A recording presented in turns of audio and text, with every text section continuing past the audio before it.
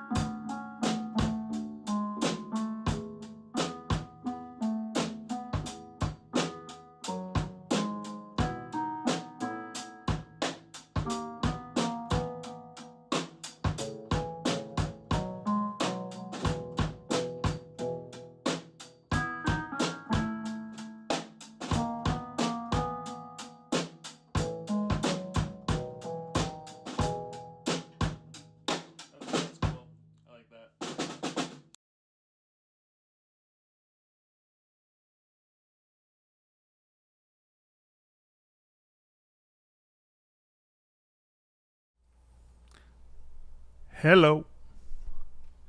Good morning. Welcome to the first thing in the morning live stream. This is live stream number 10. We made it. The 10th anniversary. Feeling pretty good about that. Feeling pretty proud. I stuck with it for 10. And I think we're going to wrap it up. Just kidding. Going to do a lot more.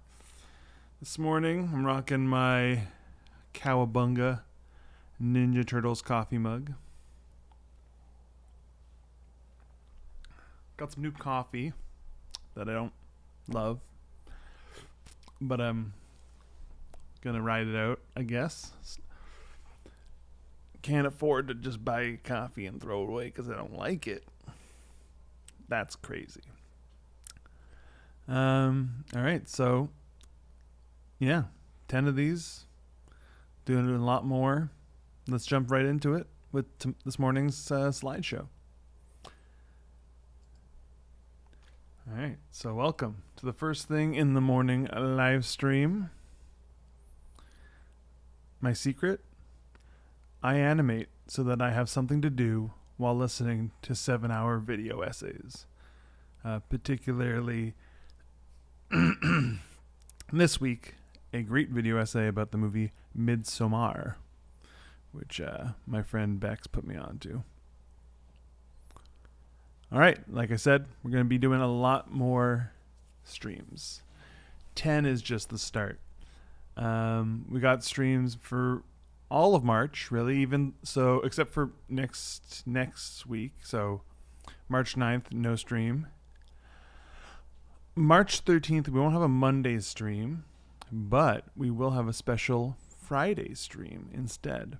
And I'm going to talk more about that because in addition to continuing the tradition of Monday streams, there may be some additional streaming also happening in the future. So before we get into today's talk, I will give my disclaimer. I'm just some guy. If you learn something cool, I'm not claiming to have the answers. I'm just going to tell you what I'm interested in, what I've been trying. It might not work for you. I don't even know if it works for me. And that is especially true today because I'm talking today about something that many people have tried to corner the market on, figuring out and giving talks and seminars on, and that is presenting yourself as an artist online. So I hinted last stream that I will be starting a Patreon, and part of why I make these slideshows is it helps me think through these things myself. By having to put it in presentation form, I have to clarify my own thoughts and I have to get them. Sometimes you think, oh, I have it all thought through in my head, but sometimes it's in taking it out of your head, writing it down, where sometimes you realize, oh, there are maybe gaps in what you've been thinking, or at the very least, it through having to communicate it, you get some clarity on it. So this is very much where my thoughts are on it right now. A lot of what I'm kind of lead you through my thought process over this past year as I've been sort of thinking about what it means to be an artist online, posting your stuff online these days. So yeah, spent the last year really thinking about this stuff. Wasn't very active online as an artist last year. I don't think I posted very much of anything. But here's where I was at last year. I was thinking, I want to make stuff. Some of that stuff is projects that require a bigger team. Those teams, you need to pay those people. That needs funding. But putting together pitches and proposals and budgets and schedules and going around looking for that money, that takes a lot of time. Turns out it's kind of a full-time job if you're really focusing on it sometimes. Regardless of how much time it is, all that time you spend doing it is time you could be spending making art and building an audience by going directly to them. So the problem I was finding is the time I would spend putting into proposals and looking for people to ask for money and all that stuff.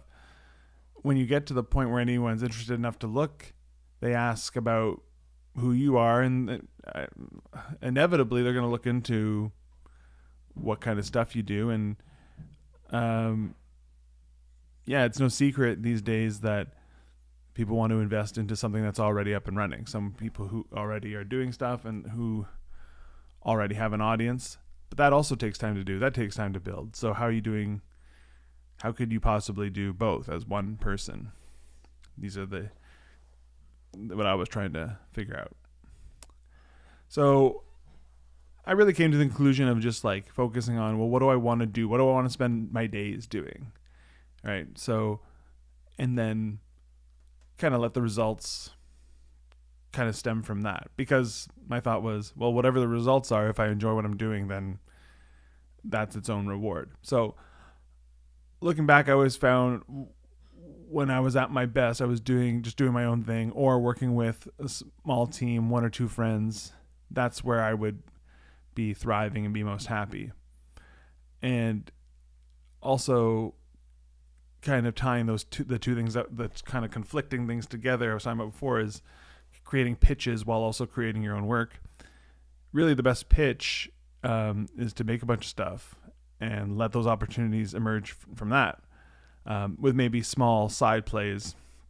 Maybe once in a while you take a weekend to put together a proposal for some funding for a project, but the main focus is just making stuff, because I found just through making short videos, a lot of times people pay attention to that. And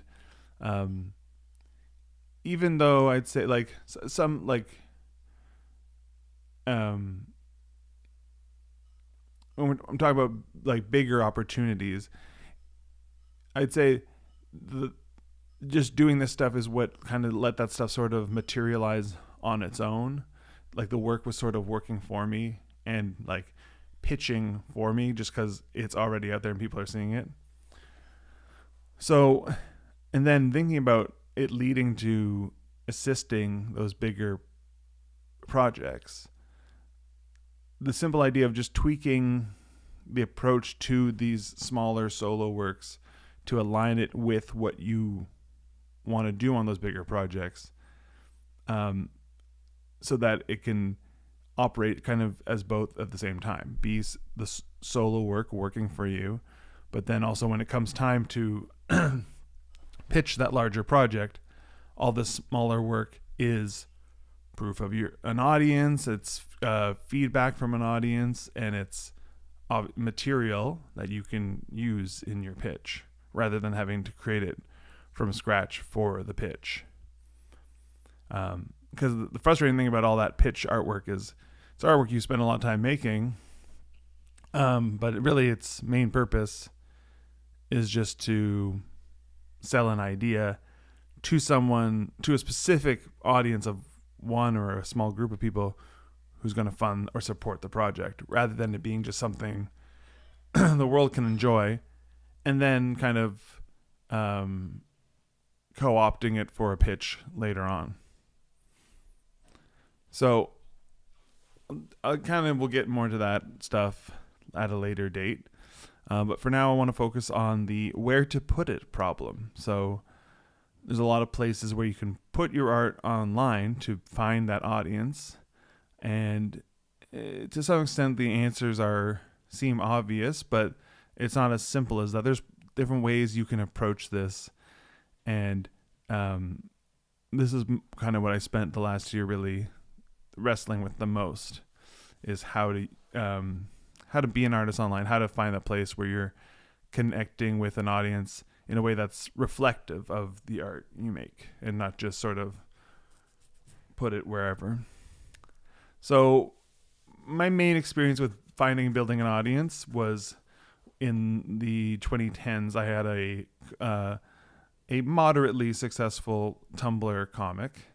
So I had an audience of about like 10K, reliable engagement. So it's like, I would post and then reliably within seconds, like people, like if I post at the same time every Friday morning. And so reliably I'd get the same people liking and sharing the comic. So I had that engaged core audience, and then the larger audience was usually came from if a comic would like hit and it would get shared a lot, and it could grow from there. But I had that baseline audience. The content I made was very reshareable, for lack of a better word. It was relatable or had a quick laugh or something like that. It wasn't storytelling based. It was just ideas from my sketchbook. I would also cross post my comics onto Reddit on our comics, and that could also sometimes give me a viral hit if I was like tapping into something that happened recently or something.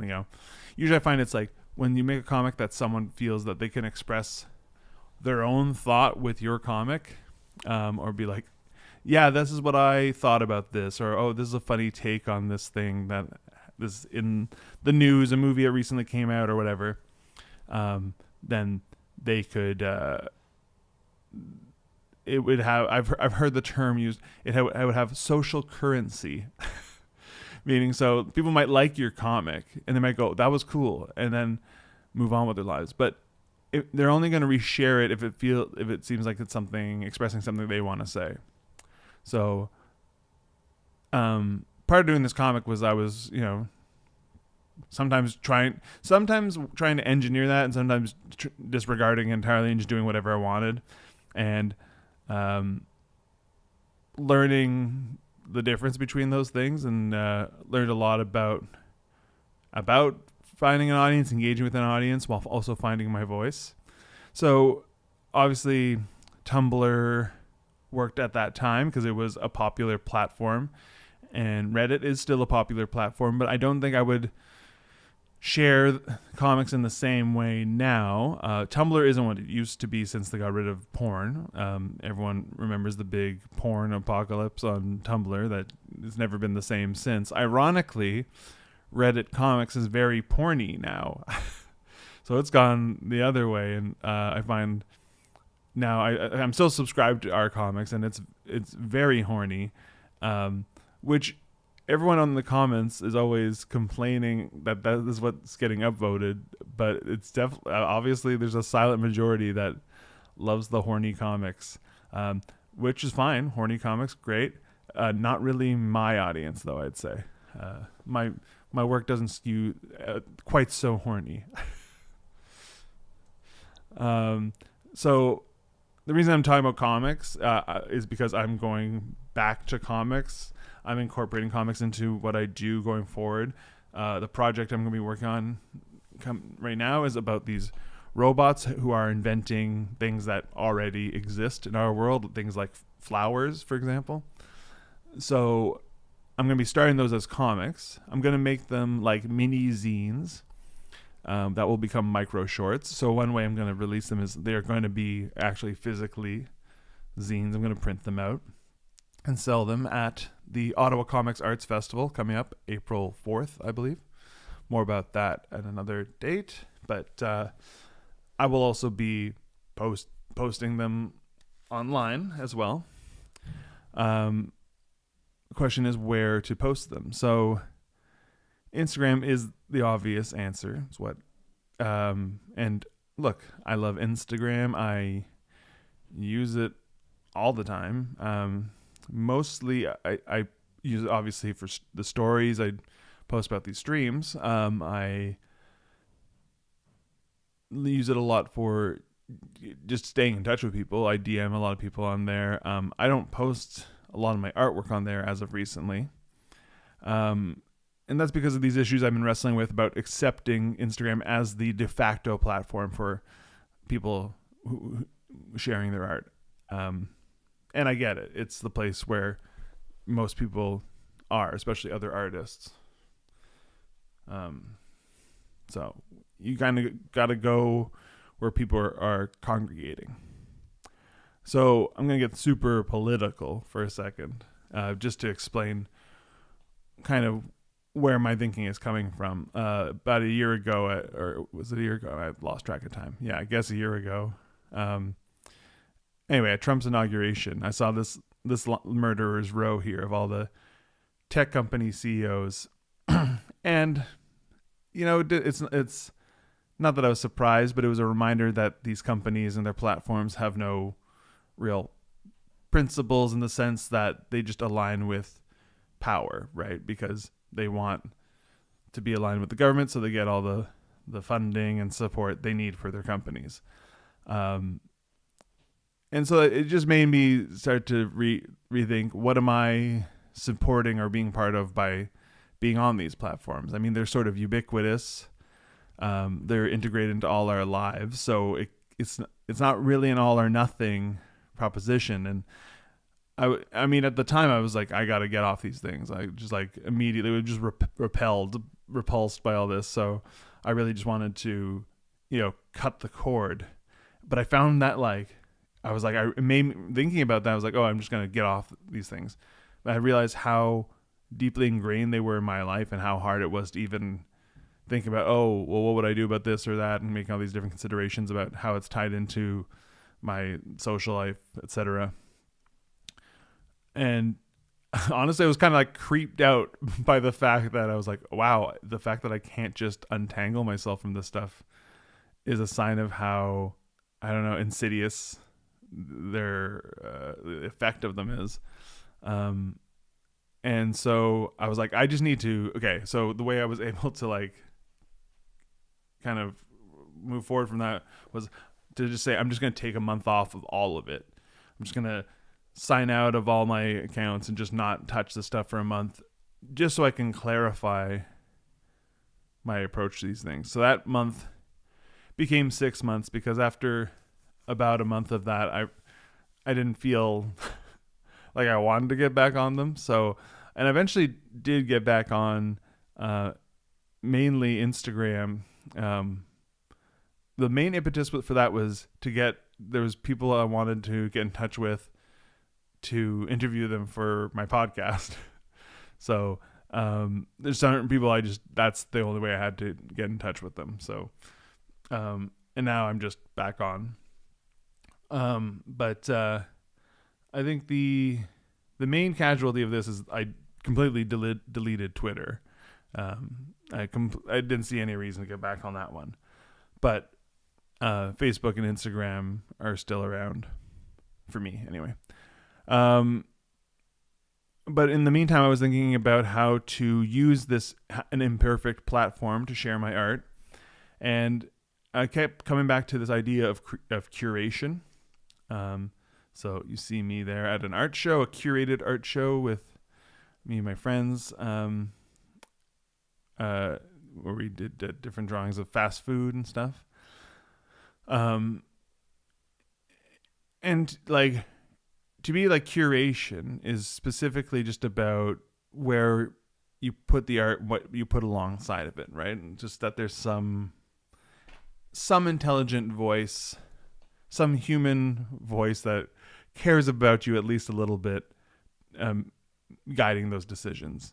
On Instagram, you don't get to decide what your art is seen alongside, and it to the point that you don't even have confirmation about what it is seen alongside. It could be seen alongside one thing on someone's phone and something else on another person's phone. It's completely random. And you might to realize why this matters is to look at big companies, advertisers. They really care about what their ads play alongside of, in the sense that when they buy ad time on TV, for example, or there was that YouTube adpocalypse back in 6 years ago or how long ago it was, where people were showing what Coca-Cola was advertising alongside of. It was some sort of offensive content, and advertisers pulled their support from YouTube to sort of pressure them to have a better system for that. There was probably a lot more going on behind the scenes that I don't know about, but the point is, big companies understand the importance of this, of where you see something, it matters to how you take it in. The frame matters and the wall matters. So how it's presented and where it's presented and what it's presented alongside all that stuff influences how people take in your art. So if you have any sort of intention about how you want people to experience your art, that's part of it and something you should consider, I believe. But you need to be online if you want people to be able to quickly find you and discover you. So when you're meeting people and you're telling them about your work, oh, can I find you? Every time someone goes, "Are you on Insta?" That's the first thing they want to check. And also just for that's where people are discovering new artists, because that's the platform they use to do that. So if you're not on there, that you won't be able to do that in that way, at least. And I wanted to share more of my art. Like, I was feeling restless as an artist and thinking, like, kind of in a bind here, where I was like, I hate it doesn't seem, here's the thing, at the end of the day, it just didn't seem fun to use these platforms, but I wanted to share more of my art and put more of myself out there, and I wanted people to be able to find it. So this was sort of what I was thinking about. So I started to look elsewhere. That took me to look at Patreon. So I used to have a Patreon back in the day for my comics. Never put that much into it, never got that much out of it. At most, I was making around $15 a month. And honestly, sometimes for that $15, I would offer rewards where I was doing full illustrations for people, that cost cost me way more time than the $15 covered. But I looked back into them, or came across them, I think it was because Jack Conte, the CEO, was doing a lot of talks, and came across it, found out that they offer now free tiers. So it wasn't just a pay to see the content. There was also an option to just have a tier that you could join, be a member without paying. And a lot of their new approach was sort of to fill a gap that they felt was disappearing on other platforms that were threatening the sort of traditional internet creator economy. Because, and you can hear him talk more in depth about his experience with this, because he is an artist too. He's a musician, and he built his whole empire really off of finding an audience online for his music. And people would come to his shows because they would hear his music online, back when that was sort of like a novel idea. But now a lot of the social media platforms aren't about showing you content from people you follow. It's like the discovery, algorithmically driven. Here's what people who like the things you like are also watching, rather than just showing you a reliable stream of the stuff you've subscribed to. So very much off of the subscriber base and more of the general, the For You page, the feed. So a lot of the changes they made to Patreon are to sort of kind of preserve a disappearing niche for artists and creators. So yeah, and just this guy wasn't up there with the others on Inauguration Day. He's a very wealthy CEO of a tech company as well, but he is also has a artist's mindset, and so there was a lot about his perspective on this that appealed to me. So I'm starting a Patreon. So me and Tab have a Patreon for our podcast, but this will be specifically for my art, and because I'm going to be using it in a very specific way, I want to keep those two things separate. So like with the podcast one, there'll be a free tier, and it's basically just a home for all the stuff that I would be posting on Instagram, but I'll be posting on Patreon instead. So that'll just be like finished artwork, sorted animation, illustration. Basically what I would ever post to my grid, I'll just post there. And then there will be a paid tier, which is more the full artist journey thing. And a big part of it is for me, because one thing I actually forgot to put this in earlier, but one thing I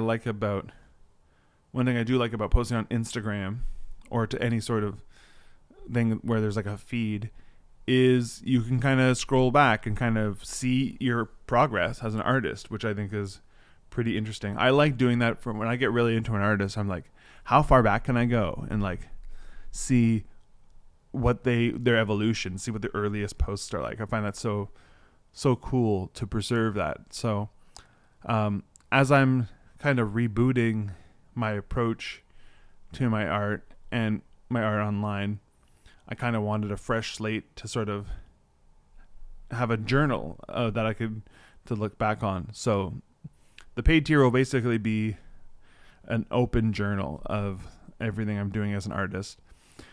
So I will update bi-weekly at least with updates on work in progress. Basically, I'll use it like a journal where I have something interesting I want to jot down or share, I'll post it on there, including snapshots of my sketchbook and general musings and little bits and bobs, little things I'm finding interesting. And I will be launching this on Friday, March 13th. And I will also be doing a live stream that day. So that'll be that Friday live stream that I was mentioning. That'll be the same day as the Patreon launch. And so I will be, again, talking more about these coming up. But the Monday streams will continue to be kind of like this. I'm toying with the idea of maybe doing a presentation every, not necessarily do them every stream, maybe every second stream, or do them like take 1 month, week off a month to just do a Monday morning stream. That's just a chat and draw session, focus more on like the draw pile thing. Cause I'm finding now that I have a hard out at 9:30. Usually by the time we get into the draw pile, I'm like, oh, it doesn't feel like enough time to like hang out and draw. So, yeah, so that's another thing I've been thinking where, and also give me 1 week off from having to put together a presentation. So, that's the reason I bring this up is because I want to try and get guests to talk to on Monday mornings, someone to like just have a Zoom call with while we draw, and just so it's not me always filling up the dead air with talk. And I haven't done that yet. OBS is still I'm still learning the mysteries of it, and sometimes it's I don't know, it not glitches out of me, but it freezes up when I try to do certain things. So I want to do a test run of having someone on stream chatting with me. So I'm gonna try that out on March 13th as well. But the Friday streams are going to be a sort of like I just work on stream and chat with people kind of thing. So it won't be like these with the presentation and the draw pile. I'll just be working on my projects. And the reason I'm launching that with the Patreon is because those will be mostly for paid members in the future. So they will be sort of paywalled as like those streams.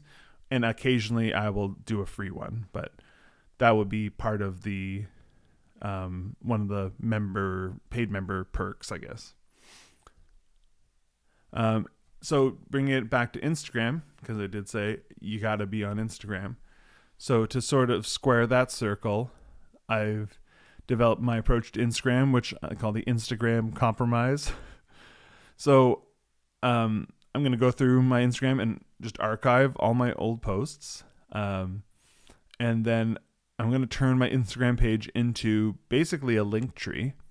So once I've archived all my old posts, I'll make 9 new posts.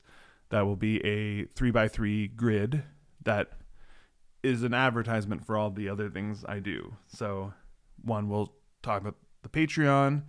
One will be a schedule of my upcoming live streams. One will link to the podcast. One will link to show and tell. And then there'll be one that's like in the middle, kind of like that kind of art versus artist thing. In the middle, there'll be a picture of me. And the other squares will be rotating carousels of different drawings and animation. So I'll post those and then I'll refresh them more or less monthly. I'll obviously keep the live stream schedule. I'll update it. So I'll just delete the old one, post it again. And then when I feel like I have some new, I'll still post new art on there, but it'll almost be on a delay. So like after I've made a bunch of new stuff and I've been posting stuff on my Patreon, I'll go, I should update my anime. It's almost like updating my demo reel or something, or updating my portfolio. It's like, I've got some new pieces I want to add to my portfolio. So I'll delete the old images or animation reels and put something new in its place. So that serves the purpose of keeping a fresh presence on there. I'm on there and I'm regularly posting, but I'm effectively using it as a commercial, which to me it suits the platform because it's really, I feel like there's more ads on there than anything else. So I might as well just make my post ads for something else. And I do this all with the knowledge that I'm not going to have that same audience on my Patreon that I do on Instagram. It's not going to happen, at least not anytime soon. It takes time to build. But I like the idea, going back to a couple slides back here, that which Conte was saying is it's about depth. So Brandon says, I can't wait to develop an unhealthy parasocial relationship with you. This is all I ever want from life, is to have parasocial relationships with my real life friends. Is that even possible? Well, let's find out together. But yeah, it's about depth. It's about finding the small portion of fans that are your engine, and figuring out how to reach them. So the way I see it, it's like, look, if this, like, because with anything you're thinking, will this pay off? You're with making the pitches and asking for money and stuff, you're playing the lottery, right? You're putting a lot of effort into something that's really just a bid for a big chunk of money that would help you do something, a bigger project. That could work or it couldn't work. And also trekking out on my own with no support other than the support I get from my audience. Equally, that could work or could not work. What I came down to is like, okay, so that's true for both things. So that almost cancels it out, right? Like, and I don't think there's no secret, like you can't really see what the probabilities of these things actually are. You can't tell which one will be the one that would work for you at any given time. So I just realized, like, well, what do I actually want to do? What will I be glad I did regardless? And at the end of the day, I was like, yeah, it's not that I like making pitches and stuff. It can be fun, but what's fun about it, I could also do without making them into pitches. The thing I like about making the pitches is like, clarifying my ideas and putting a cool document together and stuff. Well, I could just make comics. I could just make drawings. I could develop and clarify my ideas with my audience. And to me, that's much more appealing. And it reminds me of when I was making comics, where that's how I developed my voice. And it's not that it was always a matter of listening to my audience in the sense that I would tailor my, I think the assumption is that you're like curtailing your indulgences or sanding off the edges of what you do to make it more appealing to an audience. And that's not quite it. And it's not always just doing what your audience wants. It's more of what I found is it's more of an interesting back and forth. And what I also found was that it's not always this consistent, clear message you get from your audience, because of course your audience isn't some monolith. It's an ever-shifting group of people with some sort of consistency in it. So but it was useful information that I think the most useful information is when people wouldn't understand what I'm doing. They wouldn't. I feel like they weren't getting the idea. And getting the idea could sometimes be they had a different take on it. And I thought that was interesting too, where they would have like, oh, they would think something.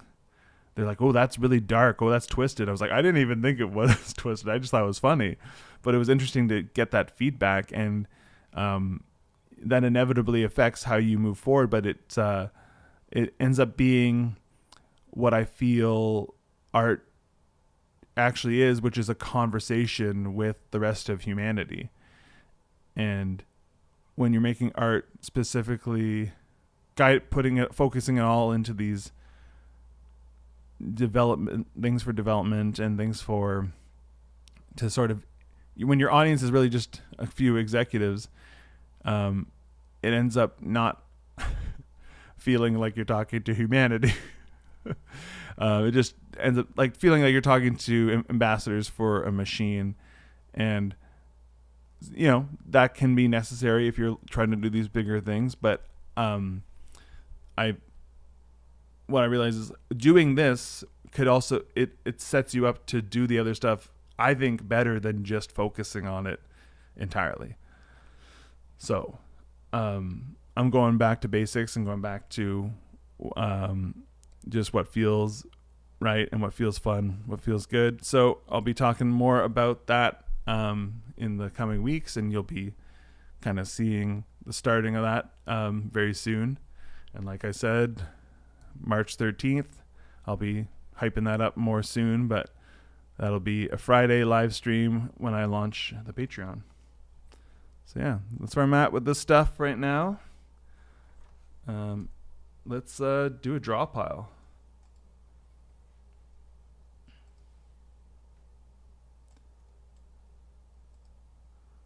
So I hope that was interesting to y'all. I definitely find this stuff really interesting to think about.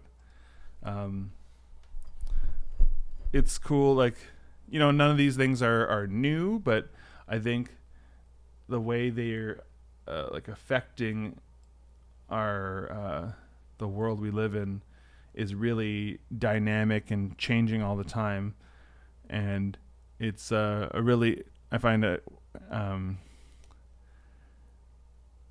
really engages my brain in not just what art I make, but how I engage with that world in that sort of dynamic, ever-changing landscape amidst that. Love this. Thank you, Spencer. Thank you, Kayla. I'm glad you liked it. I'm glad you loved it. I've been loving your updates lately. Are you doing some cool graffiti in France? That was interesting for sure. Lots to think about. I've thought about Patreon. I'm not sure how to approach it. Yeah, I'm honestly the nuts and bolts of how I want to approach Patreon, I'm not even totally sure about. I'm just gonna sort of start one and just like I think using it for the podcast has helped kind of just be like, okay, I can just jump in and just start posting stuff. And then kind of retool it as I go. I think part of it is just the idea of like sort of soft launching it, and then knowing that, okay, if I want to kind of retool this as I like learn, then that's okay. Basically, it's not like you have to get it all set up perfect before you even start. Because at the start, there's only going to be very few people on there. And similarly with the approach to the art itself, I want to sort of like develop my approach to that with the audience and learn. Basically, I want to like learn about this stuff and be imperfect and try and fail and show that too, through my art, but also through even how I'm sharing it. I think it's all, because it's all part of the same thing. So even similarly with the live streaming, There's things about it where I'm like, I'd like to take some time to have like whatever cooler graphics, or even I was on the first couple streams I was like learning how to use this software just well enough to be able to do it the first time, and then I figure, well, anything else I need to know I'll learn, because I run into little hurdles along the way.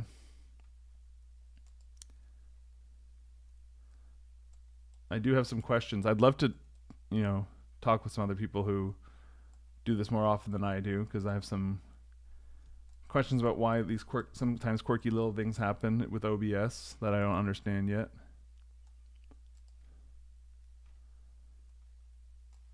But yeah, I find if you can do it well enough to get started, then that's all I need to get going. All right, I'm gonna get this. Continue without account. Here we go. Right. So I'm going to post the link in the chat.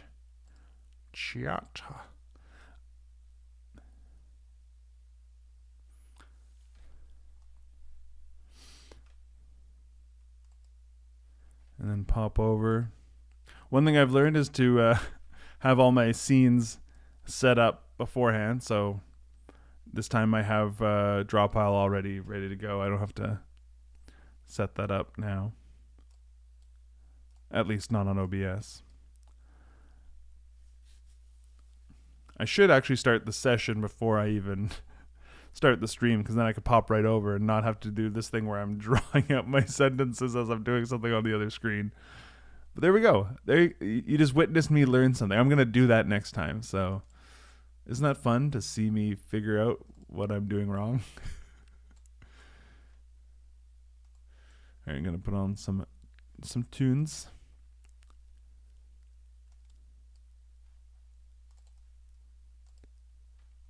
I have some new tunes in here that I made.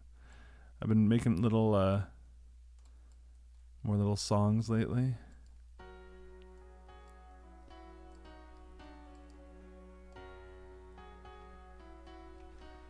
So I think I posted that link right. Let me know if you can or cannot join the draw pile.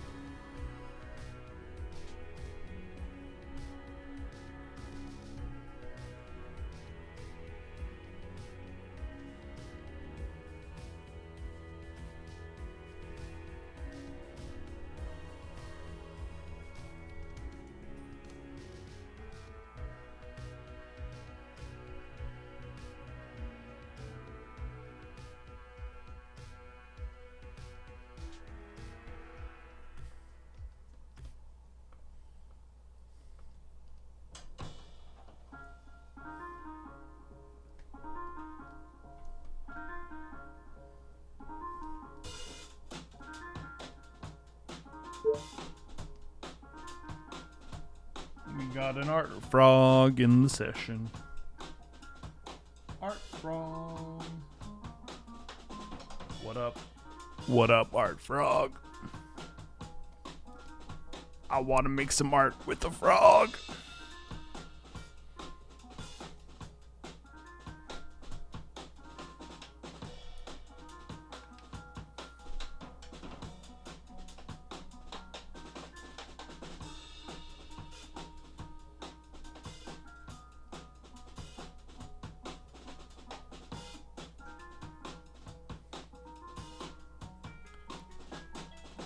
Yeah, draw something.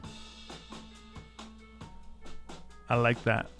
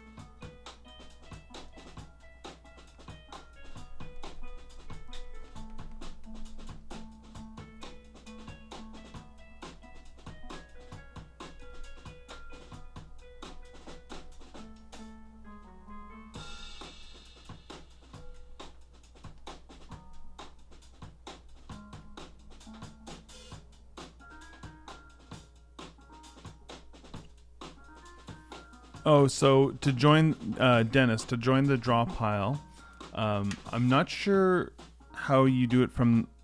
I think there's a browser version of Drawpile, but I'm using the desktop application, and you have to go to. Can I show this on? I have to zoom in. Hold on.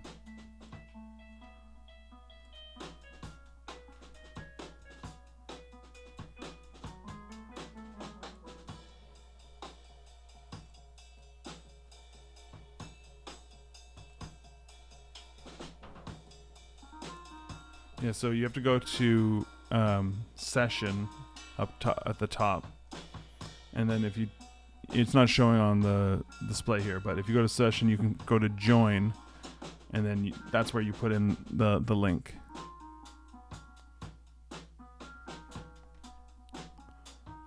And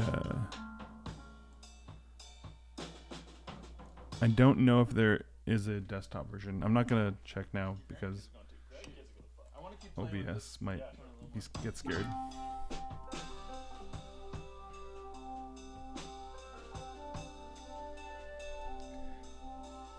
This is another thing I want to improve in the streams, is having some way that is a quick reference for people who are just joining to know how to join the draw pile.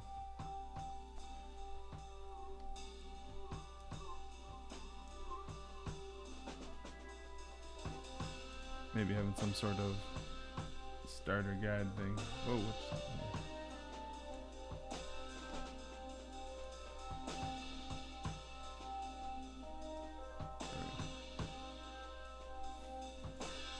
No.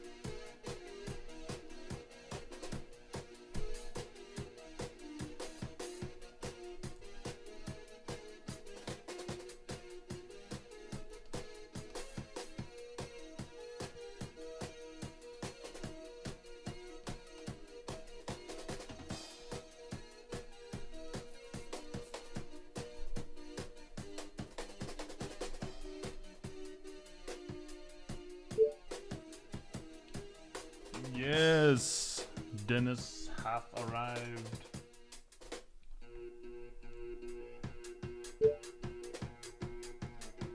And Backflip King 55. Whoa.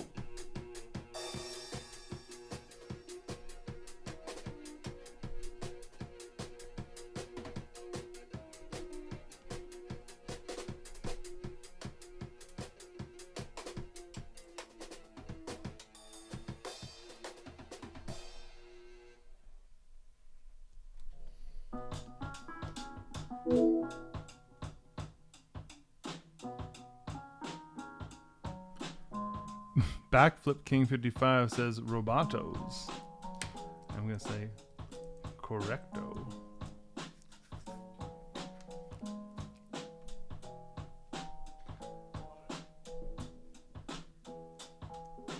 I think Backflip King is just I don't know if there's someone from this stream. I think because when I host it on Drawpile servers, it's just discoverable to anyone who wants to draw, which could be interesting.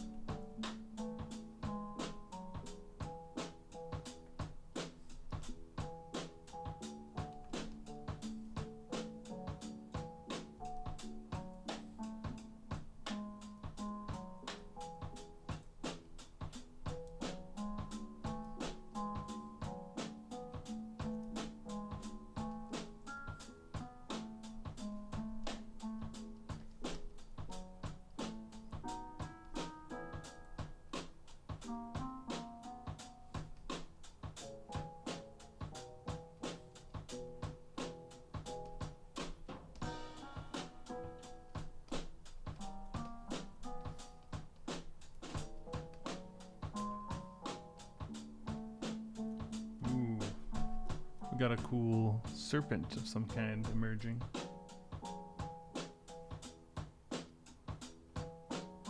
And a wolverine.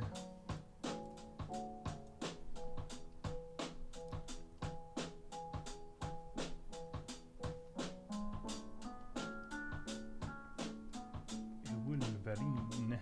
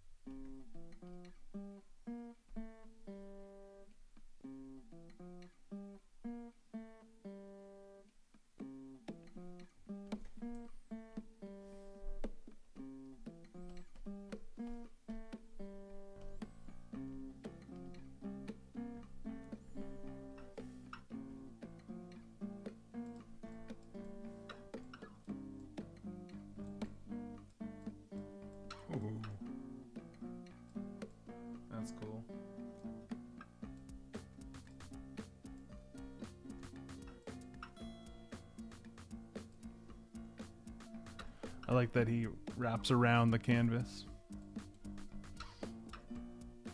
Sweet.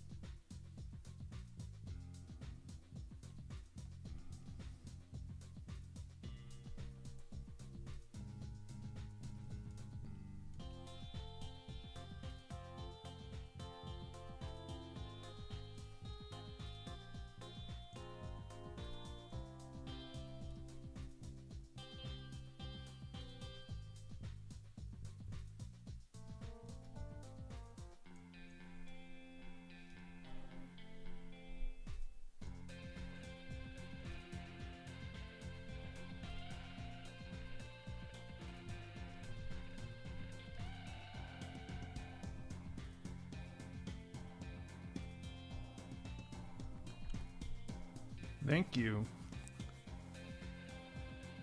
Karutsuo. Kaurutsuo. I think I'm saying that right. It says cool robots. Yeah, right now I'm trying to figure out their coloring, or I guess their values. 'Cause I had them in their existing design. I find they look a little too dark. So I'm trying to find.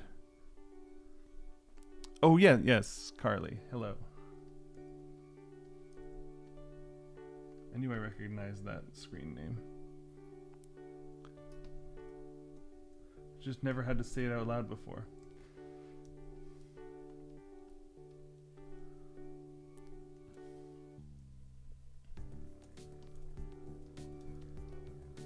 I'm also wondering if I should change their eye color.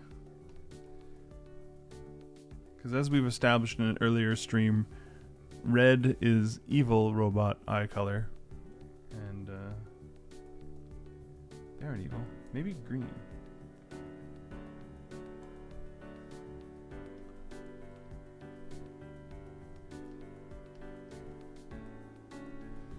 I don't know if that works.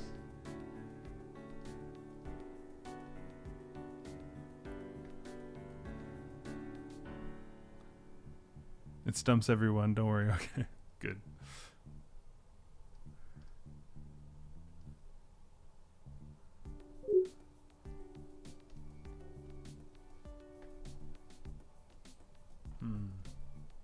Yellow. Yellow's not bad. Maybe I can just make it sorta not. Yeah, there we go. Right.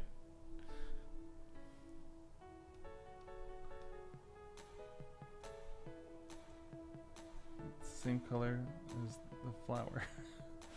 Yes, maybe like a pinkish, because that's not as violently evil red. I don't know. All green. Okay, so green was working. Green was something. I mean, green isn't bad. Green kind of has that like monochromatic screen vibe to it.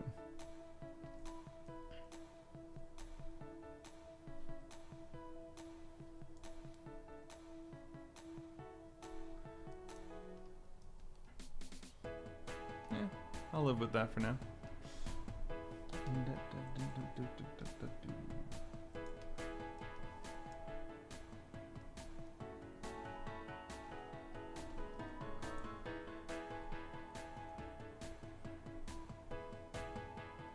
Carly, are you going to join the draw pile?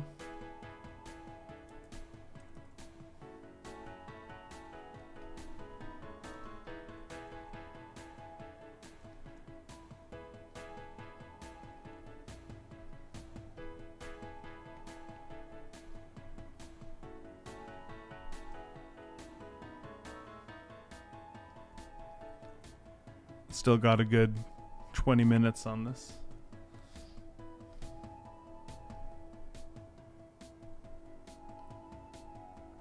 Oh, okay. Well, if I'm not sure what the deal is on like a tablet, so I don't know if you're using a tablet. I don't know, but if you are on a desktop, it's a application that you download, and then you can join a session and draw along with us on this canvas. So if you're on a computer, you can go to drawpile.net and download this application. I highly recommend it.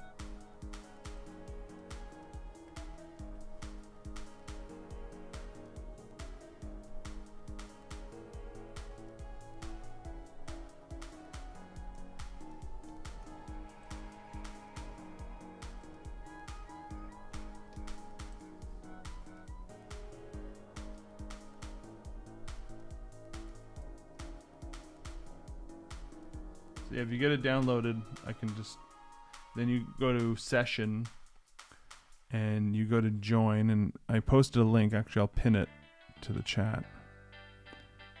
Can I do that? Can I do that from here?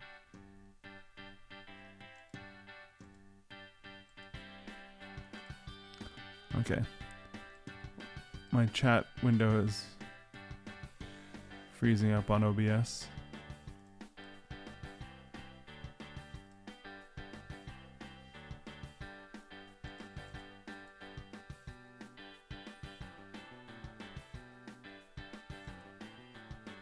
Yeah, I'm just gonna post the link again if it lets me.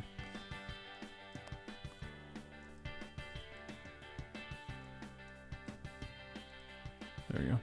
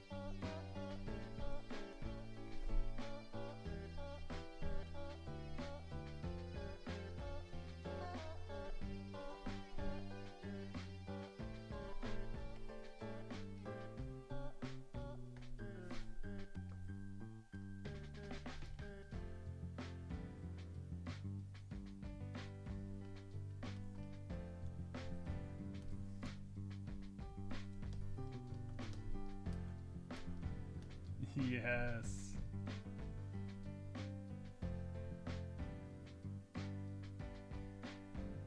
The whole team. The X-Men are assembling.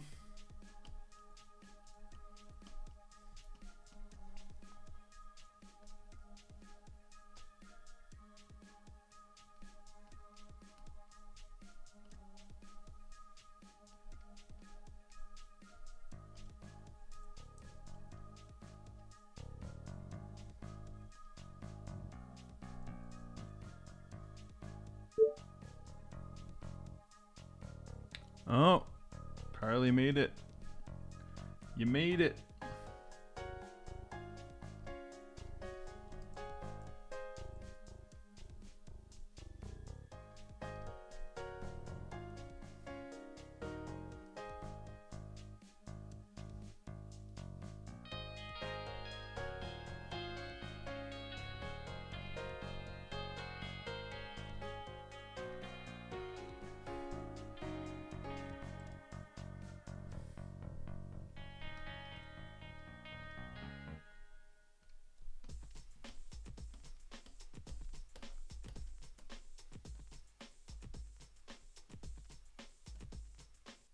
Sick.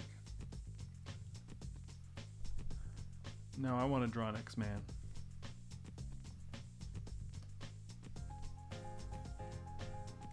I want to draw an X-Man. Got 15 minutes to draw an X-Man. Let me just get a little bit of reference here to jog my memory. You know what? I'll just draw what I know how to do.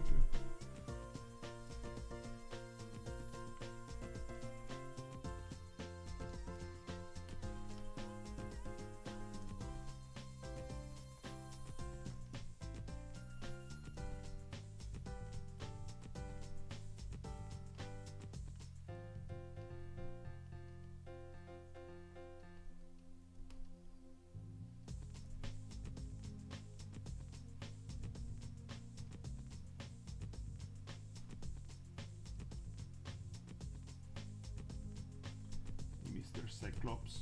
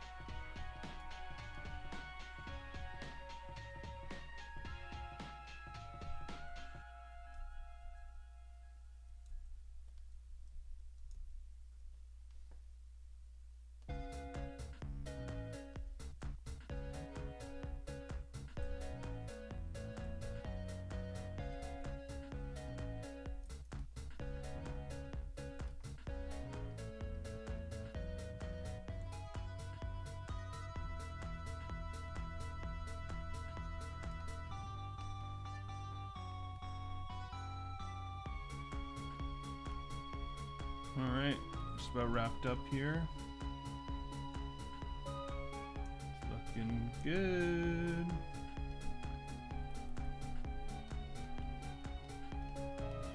Looking sweet.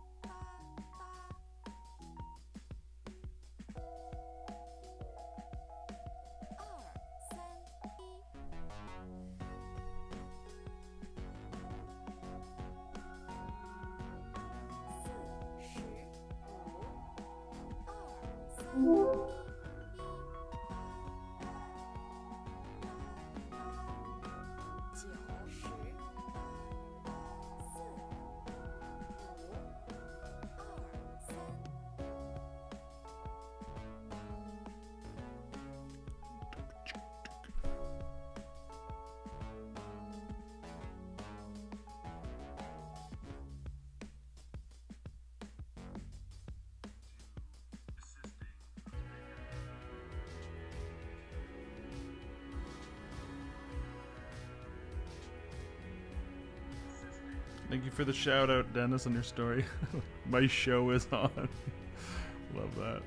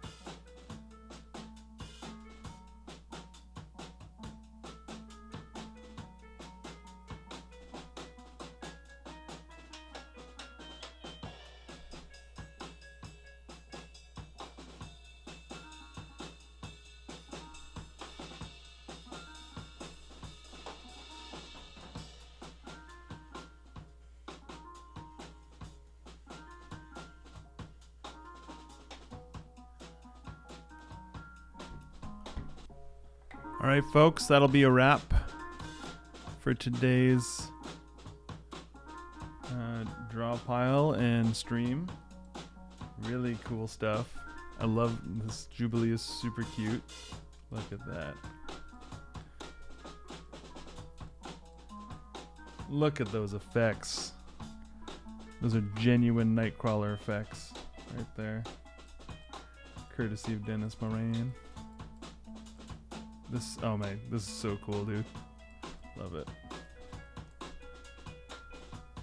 Cool. Very eclectic, very beautiful. Alright. Alright, so that'll be it for me for today.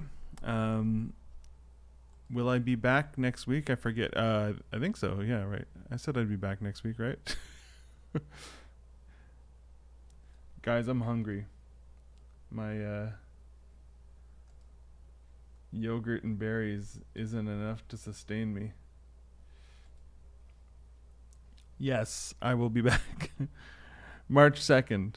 What will I be talking about? I have no idea. I haven't figured that out yet. But I will be here. And I hope to see you here as well. All right. Good night.